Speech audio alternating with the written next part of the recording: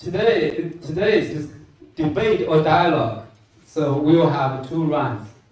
So the first round will 40 minutes.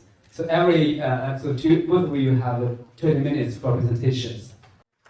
Thank you very much for the introduction. Thank you very much, Professor Yan, for inviting me. Thank you all for coming out. What I'm going to do is talk for 20 minutes about my new book,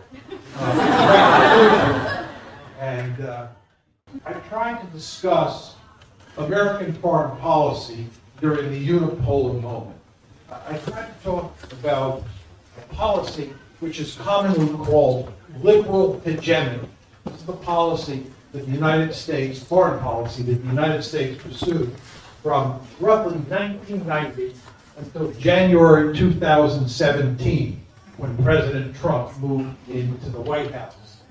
And this was, and it's very important to understand this, a highly ideological foreign policy.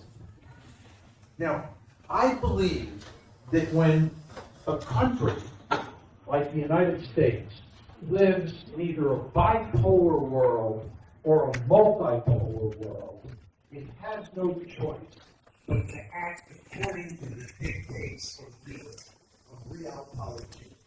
Plus, I believe that during the Cold War, when the United States was confronted with the Soviet Union, it behaved according to balance of power politics. I believe that in the world that we now live in, which is multipolar, the United States has no choice but to behave in a realpolitik fashion.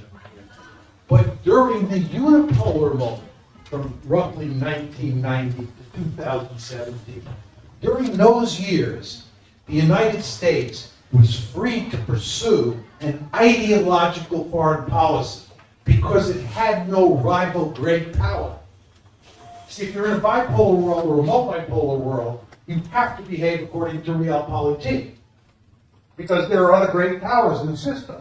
Well, there are no other great powers by definition in unipolarity. And therefore, you don't have to worry about the balance of power. You are Godzilla. This is the United States during the post-Cold War period, during the unipolar moment. So it was free to pursue an ideological foreign policy. And of course, the United States is a liberal democracy. And not surprisingly, the United States pursued liberal hegemony, which is a highly ideological foreign policy. Now you're saying to yourself, what exactly is liberal hegemony?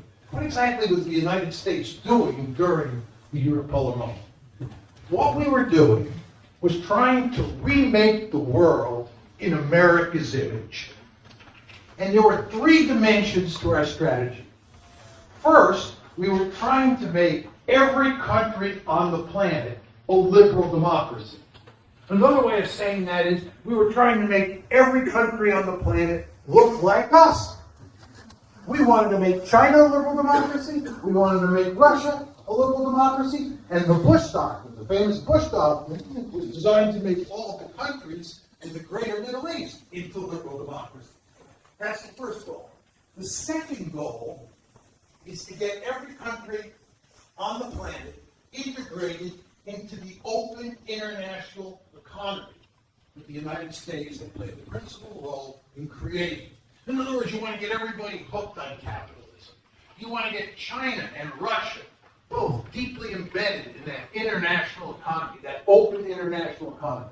Remember the efforts that we went to get China into the World Trade Organization, to get China deeply hooked on capitalism. And then third, what you want to do is you want to get all the countries in the world deeply embedded in international institutions. Again, get China into the WTO, get the Russians into the IMF, get the Russians into the World Trade Organization, and so forth and so on. These are all very important things to do. This is all part and parcel of making countries look like the United States. So this is the basic goal of liberal hegemony. And it is, again, just to repeat myself, not driven by balanced power considerations, because the United States does not have to worry about the balance of power because it's the unipolar. Now the question is, what are the benefits of doing this? Why is the United States doing this? Basically for two main reasons. The first reason is the United States, as a liberal democracy, cares greatly about human rights. As you know, anytime the United States thinks that human rights are being violated anywhere in the world, it gets involved. You can see this with regard to Hong Kong today. The United States Congress is beginning to move so that the United States will intervene in the politics of Hong Kong, because some people believe that human rights violations are taking place. So the Americans care greatly about human rights. And the belief is that if you can turn every country on the planet into a liberal democracy, there will be no more massive violations of human rights. You take the human rights problem off the table. That's one of the great benefits. The other great benefit is that liberals believe that liberal democracies never fight each other. This is called democratic peace theory. And many of you students in the audience surely have heard of democratic peace theory. Well, if you can make every country on the planet into a liberal democracy, you get what I like to call peace, love, and dope. Right? Because liberal democracies don't fight each other. And furthermore, if you have a problem with terrorism, you have a problem with nuclear proliferation, if you create a peaceful world, those problems largely disappear. This is what we thought would happen. And it didn't work out. The Unipol thought that it had the wind in its back. Many of you remember the famous Frank Fukuyama article, The End of History? That's an article that was written in 1989. And he basically said the United States had won against fascism in the first half of the 20th century, won against communism in the second half of the 20th century. And now there was only one possible political alternative for every country on the planet. And that was liberal democracy. Liberal democracy. So, eventually, every country, China included, Russia, was going to turn into a liberal democracy. So here you have this superpower, the United States, this tremendous military capability. And it believes it has the wind in its back, and it's going to be easy to spread liberal democracy. You have any doubts about this? Go back and read the Frank Fukuyama piece from 1989. The optimism just oozes off the page. We thought it was going to be easy to do this, right? And we therefore basically set off on a crusade. The United States became a crusader state early in the post-Cold War period. And our basic aim, again, was to remake the world in America's image. What happened? It was a colossal failure.